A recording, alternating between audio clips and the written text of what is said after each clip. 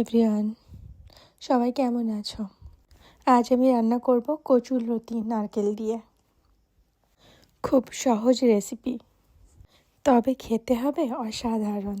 চলো দেরি না করে শুরু করা যাক। প্রথমে কিছু কচুরলতি নিয়ে নেব, তারপর লতিগুলোকে ছাড়িয়ে নেব। লতিগুলোকে ভালো করে ছাড়িয়ে নেবে, যদি না ছাড়িয়ে নাও গাল লাগতে পারে।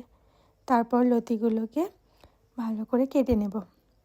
আমি আমার পছন্দ মতো পিস করে নিয়েছি, তোমরা চাইলে তোমাদের পছন্দ মতো ছোটো বড় করে কেটে নিতে পারো। তারপর একটা বোল নিয়ে তাতে জল নিয়ে ভালো করে কচুরলতিগুলোকে ধুয়ে নেব। ধোয়া হয়ে গেলে সরিয়ে রাখবো। চলো রান্না করতে যেগুলো লাগে রেডি করে নেওয়া যাক। একটা পেঁয়াজ নিয়ে ছাড়িয়ে পেঁয়াজটাকে ছোট ছোট কুচি করে নেব। কুচি করা হয়ে গেলে একটা নারকেল নিয়ে নেব। নারকেলটাকে নাড়িয়ে শুনে নাও, যদি ঝনঝন আওয়াজ আসে তাহলে নারকেলটা ভালো, যদি আওয়াজ না আসে তাহলে নারকেলটা ভালো না। সাবধানে নারকেলটা ভেঙে নেবে।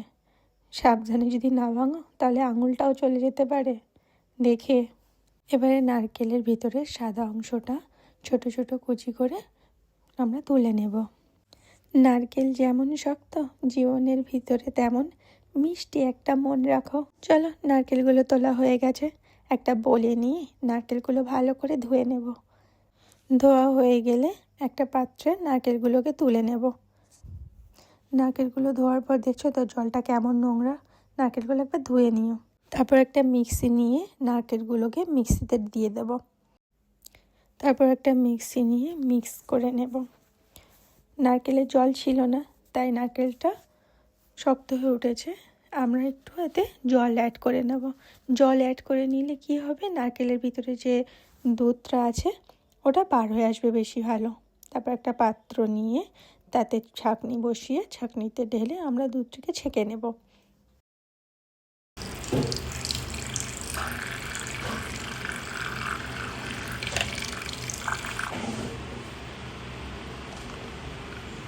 দুধটা ছেঁকে নেওয়া হয়ে গেছে, দেখতে পাচ্ছ তো কতটা স্বচ্ছ আর সাদা।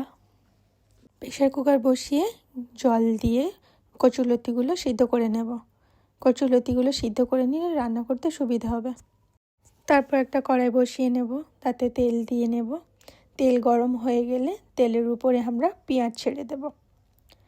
পেঁয়াজটাকে ভালো করে গোল্ডেন ব্রাউন করে ভেজে নেব। পেঁয়াজে একটু স্বাদ মতো লবণ দিয়ে নেবে, তাহলে পেঁয়াজটা মচমচে হবে। পেঁয়াজটা আরও কিছু সময় ভালো করে লাল করে ভেজে নেব। তারপর তাতে আদা রসুনের পেস্ট দিয়ে দেব। দিয়ে ভালো করে ভেজে তাতে চিংড়ি মাছগুলো দিয়ে ভালো করে আর একটু লাল লাল করে ভেজে নেব, যাতে চিংড়ি মাছের গন্ধটা না আসে। তারপরে পরিমাণ মতো দিয়ে নেব হলুদের গুঁড়ো। তারপর দিয়ে নেব ঝাল। আমি এখানে কাশ্মীরি লঙ্কা ইউজ করেছি, তোমরা তোমাদের মতো ইউজ করতে পারো। তারপরে দিয়ে নেব একটু গোলমরিচের গুঁড়ো আর দিয়ে নেব ধনিয়ার গুঁড়ো। দেওয়ার পর ভালো করে একটু ভেজে তাতে জল দিয়ে কষিয়ে নেব কিছুক্ষণের জন্য। দেখতে পাচ্ছ কষানো হয়ে গেছে। তারপর আমরা এখানে যে সিদ্ধ করা কচুরলতি রেখেছিলাম, কচুরলতিটা দিয়ে ভালো করে একটু মাখো করে ভেজে নেব।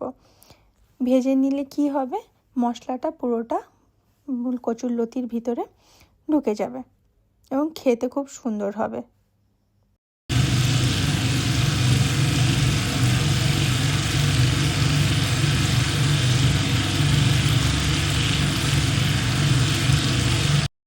তারপর আমরা ঢাকা দিয়ে দেবো কিছুক্ষণ। দেখতে পাচ্ছ কালারটা কত সুন্দর এসছে। আমরা যে নারকেলের দুধটা বার করে রেখেছিলাম এখানে কিছুটা দিয়ে দেবো। দিয়ে কচুরলতিটা ভালো করে কষিয়ে নেব।